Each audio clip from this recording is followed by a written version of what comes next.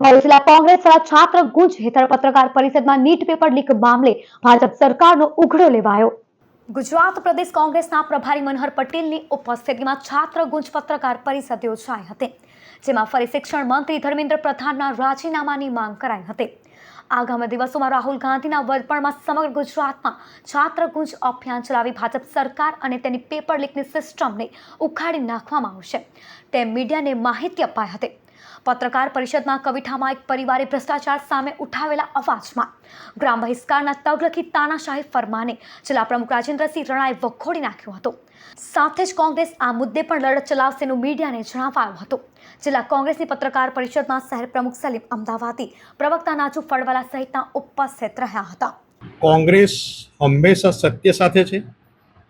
Bharatiya Janata party સામે આ સત્તા સામે કોઈ પણ માણસ અવાજ ઉઠાવે એને જુદી જુદી રીતે દબાવવાનો ભારતીય જનતા પાર્ટી પ્રયત્ન કરી રહેલી છે। એમાં જ કવિઠા ગામનો જે બનાવ છે કોઈ જ્ઞાતિનો નથી, કોઈ કોમનો નથી, કોઈ ધર્મનો નથી, પણ એક ભ્રષ્ટાચાર સામે એક ચૂંટાયેલો સભ્ય એક લેડી અવાજ ઉઠાવે ને એને દબાવવા માટે ચૂંટાયેલા ભારતીય જનતા પાર્ટીના પ્રતિનિધિની હાજરીમાં ચૂંટાયેલા પ્રતિનિધિ દ્વારા આ થાય ત્યારે મારું પણ શરમથી માથું ઝૂકી જાય કે ભરૂચ જિલ્લાનો છે, મારા જિલ્લાનો બનાવ છે। ત્યારે આ સત્તાધીશોને રહેવાનો પણ અધિકાર નથી। ગમે તે રીતે પોલીસ મારફતે બીજી રીતે ત્રીજી રીતે કોઈ પણ અવાજ ઉઠાવે, સાચો માણસ હોય છતાં પણ એનો અવાજ દબાઈ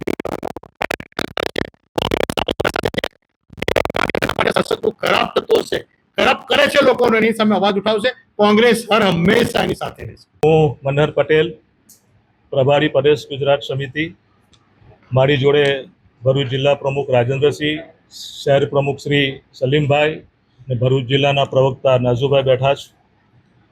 પ્રદેશ કોંગ્રેસના આદેશ અનુસાર સમગ્ર ગુજરાતમાં છાત્ર ગુંજ અંતર્ગત પ્રેસો થઈ રહી છે।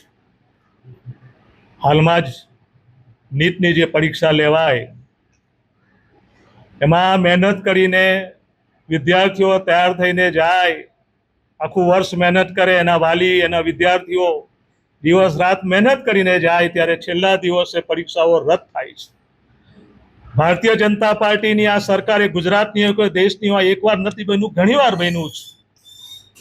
આ નીટની પરીક્ષા હેઠળ 1 લાખ કરોડથી વધારે ફી ઉઘરાવાતી હોય છે, જે ભારત સરકારનું શિક્ષણ જે ખાતું છે એનું આખું બજેટ છે।